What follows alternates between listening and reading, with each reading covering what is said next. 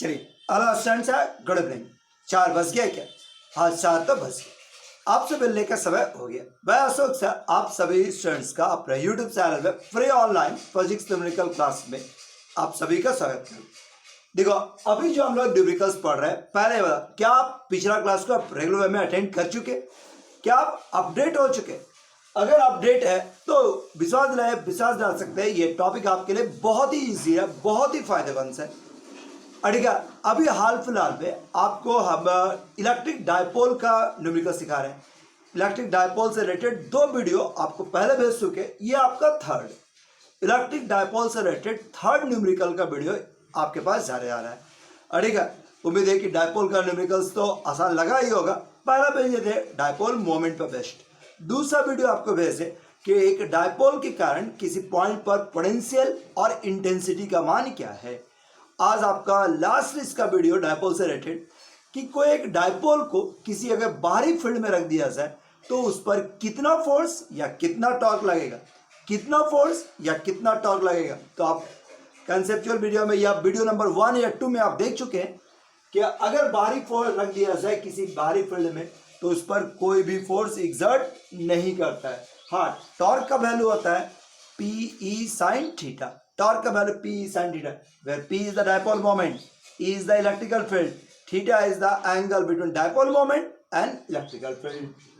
अब दूसरा work done in order to rotate the dipole। कोई डायपोल है, अगर उसके ओरिएंटेशन मान लो थीटा 1 से थीटा 2 ले जाना चाहते हैं, घटाना चाहते हैं या बढ़ाना चाहते हैं, तो work done by external torque, not the electrical field, work done by external torque बराबर क्या होता है, जैसे पी ई साइन अल्फा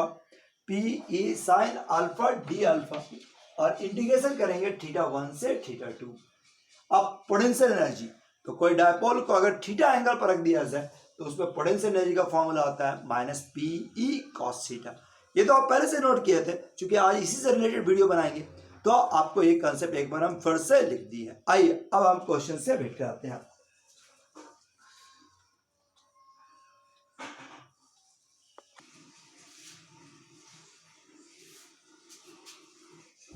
चलिए फर्स्ट टॉपिक को आपसे भेंट कराए। क्या बोला, एक डायपोल है अड़ेगा जिसका डायपोल मोमेंट कितना दिया हुआ है 5 कूलम मीटर। एक डायपोल, ये सेंटीमीटर नहीं है जी, कूलम मीटर अड़ेगा 5 coulomb metre is placed in external electrical field of 20 newton per coulombs. अड़ेगा एक डायपोल है जिसका डायपोल मोमेंट दिया हुआ है, उसको बाहरी इलेक्ट्रिकल फील्ड में रखा गया है। समझ सकते हैं सिचुएशन, बाहर इलेक्ट्रिकल फील्ड में रखा गया और किस प्रकार से किया, इंक्लाइनेशन एंगल 30 डिग्री है।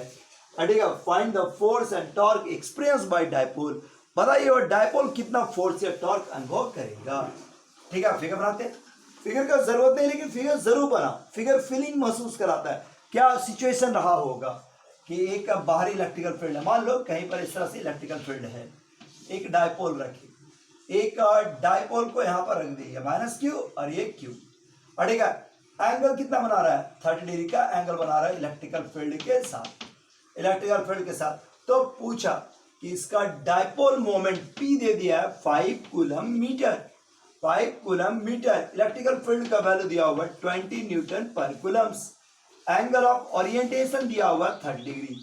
पूछा find the force and torque experience by dipole. Find the force and torque, बताओ। यह ऑब्जेक्टिव है, एक नंबर ज्यादा का नहीं हो सकता है, एक नंबर से ज्यादा इसका कीमत भी नहीं है। ठीक है, अब बताओ फोर्स का वैल्यू हम लोग जानते हैं कि किसी बाहरी फील्ड में रख दिया जाए तो फोर्स का वैल्यू 0, कोई भी सिचुएशन रहे फोर्स का वैल्यू 0। अब टॉर्क का वैल्यू, टॉर्क बराबर क्या होता है पी ई साइन थीटा। ठीक है, this is P E sine theta. अब बताओ पी ई साइन थीटा में वैल्यू, पी का मान 5 कूलम पर मीटर, ई का मान 20 न्यूटन पर कूलम और साइन 30 डिग्री का वैल्यू 1/2। तो ऐसे कैलकुलेशन कैसे और टॉर्क आराम से आ गया। बोलो या तो ठीक है। सो इसका वैल्यू में आप इस तरह से ओरिएंटेशन कर सकते हैं। चलिए क्वेश्चन नंबर 2, एक डायपोल है, जैसे सब बोला समझो, पहले खुद से पढ़ो और अगर संभव तो वीडियो रोक के खुद से बना लो। बनाओगे तो ज़्यादा अच्छा रहेगा, मज़ा भी आएगा, इजी है, बन भी सकता है। ये कोई कंपटीशन का क्वेश्चन नहीं है, फॉर्मूला बेस्ड है, एक नंबर का ऑब्जेक्टिव के रूप में आ सकता है। क्या बोला, एक डायपोल है made by two equal opposite charge. अरे स्वाभाविक है, कोई भी डायपोल दो इक्वल अपोजिट चार्ज से बना होता है कि नहीं। हाँ, जिसका मैग्नीट्यूड क्या है 3 माइक्रोकूलम्स, अड़ेगा आर प्लेस 10 सेंटीमीटर, ठीक है 2 सेंटीमीटर हमारा ये डायपोल रहा होगा, अड़ेगा 3 माइक्रोकूलम्स का और ये -3 माइक्रोकूलम्स का, 10 सेंटीमीटर की दूरी पर रखा हुआ है। चलिए ठीक है, ये बात समझ में है। Is a place in external field of strength, और इसको बाहरी इलेक्ट्रिकल फील्ड में रखा गया है जिसका स्ट्रेंथ कितना है 15 न्यूटन पर कूलम्स।